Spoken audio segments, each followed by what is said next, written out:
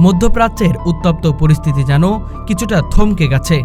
বিশ্বের আশঙ্কা যখন বড় ধরনের যুদ্ধের দিকে এগোচ্ছিল, তখনই ঘোষণা এলো ইরান ও ইসরায়েল যুদ্ধবিরতিতে সম্মত হয়েছে। কিন্তু কেন? হঠাৎ কি এমন ঘটনা ঘটল যে দুই চিরশত্রু রাষ্ট্র অস্ত্র নামাতে বাধ্য হলো? ইরান ও ইসরায়েলের মধ্যকার সাম্প্রতিক উত্তেজনা ছিল ইতিহাসের অন্যতম ভয়াবহ। ক্ষেপণাস্ত্র, ড্রোন হামলা এবং পাল্টা আক্রমণে দুই দেশেই একে অপরকে কার্যত ধ্বংসের মুখে ঠেলে দিচ্ছিল।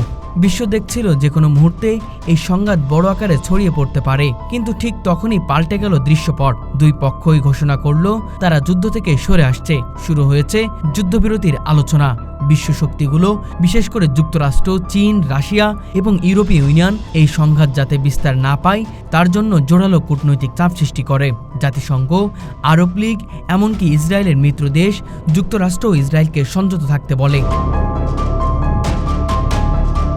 বিশেষজ্ঞরা বলছেন, যদি যুদ্ধ চলমান থাকতো তাহলে পুরো মধ্যপ্রাচ্য জ্বলে পড়ে ছারখার হয়ে যেত। ইরান যেমন শক্তিশালী, তেমনি ইসরায়েলও পরমাণু শক্তিধর এবং সামরিক দিক থেকে অত্যন্ত উন্নত।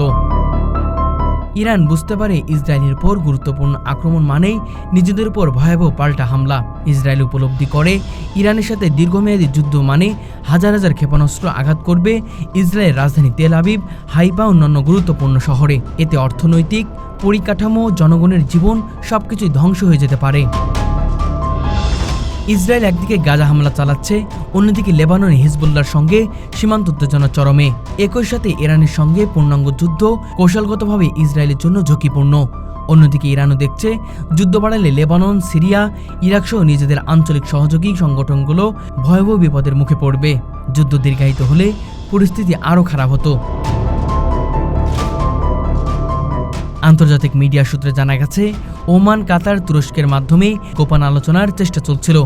যুক্তরাষ্ট্র ও ইউরোপীয় ইউনিয়নের মধ্যস্থতায় এই আলোচনায় কিছু সমঝোতা তৈরি হয়। বিশেষ করে ইসরায়েল কিছু নির্দিষ্ট সামরিক কার্যক্রম থেকে পিছু আসবে এবং ইরানও সরাসরি ইসরায়েলকে লক্ষ্য করে হামলা বন্ধ করবে, এমন মৌখিক সমঝোতা হয়েছে। ইরান ও ইসরায়েলের মধ্যকার এই সাম্প্রতিক উত্তেজনা শুধু তাদের নিজস্ব দ্বন্দ্বের সীমাবদ্ধ ছিল না, বরং পুরো অঞ্চলকে অস্থির করে তুলেছিল। যুক্তরাষ্ট্র, সৌদি আরব, সংযুক্ত আরব আমিরাত, চীন এবং রাশিয়ার মতো পরাশক্তিগুলো উদ্বেগ হয়ে পড়ে। কারণ যুদ্ধ চলতে থাকলে হরমুজ প্রণালী দিয়ে বিশ্বের জ্বালানির 30% রপ্তানি অনিশ্চিত হয়ে যেত। ফলে ভূ রাজনৈতিক চাপ এতটাই বেড়ে যেত যে দুই পক্ষকেই বাধ্য হয়ে যুদ্ধবিরতির দিকে যেতে হতো। এই বিরতি মূলত দুই ধরনের অর্থনৈতিক ও কৌশলগত বিপর্যয় এড়ানোর জন্যই নেওয়া হয়েছে। আন্তর্জাতিক মুদ্রা তহবিল, IMF এবং বিশ্বব্যাংকের একাধিক রিপোর্টে এই আশঙ্কা স্পষ্ট করে তুলে ধরা হয়েছিল। ফলে বিশ্বের বড় বড় অর্থনৈতিক শক্তি যুদ্ধ থামানোর পক্ষে ঐক্যবদ্ধ হয়ে ওঠেন। এই সংঘাত শুধু সামরিক বা ক্ষেপণাস্ত্রের সীমাবদ্ধ ছিল না। ইরান এবং ইসরায়েলের একে অপরের বিরুদ্ধে ব্যাপক সাইবার হামলা চালিয়েছে। ইসরায়েলের ব্যাংকিং সিস্টেম, বিদ্যুৎ কেন্দ্র এবং রেল যোগাযোগ বড় ধরনের সাইবার আক্রমণ হয়। অপরদিকে ইসরায়েল ইরানের পারমাণবিক গবেষণা কেন্দ্র ও ফাইনারিগুলোতে সাইবার হামলা চালায়। এই সাইবার লড়াই এতটাই ভয়াবহ রূপ নেয় যে বিশ্বজুড়ে সাইবার নিরাপত্তা সংস্থাগুলো সতর্কতা জারি করে।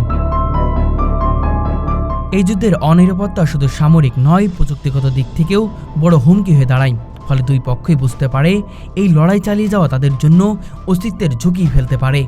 এই যুদ্ধবিরতি স্থায়ী হবে কিনা তা নিয়ে প্রশ্নই থেকে যায়। তবে একটি বিষয় স্পষ্ট, যুদ্ধ কখনো কারোর জন্য মঙ্গল বয়ে আনে না। মধ্যপ্রাচ্যের এই আগুন যদি আবারও জ্বলে ওঠে, তার ক্ষয়ক্ষতি শুধু ইরান ইসরায়েলের মধ্যে সীমাবদ্ধ থাকবে না, পুরো বিশ্বকেই এর খেসারত দিতে হবে।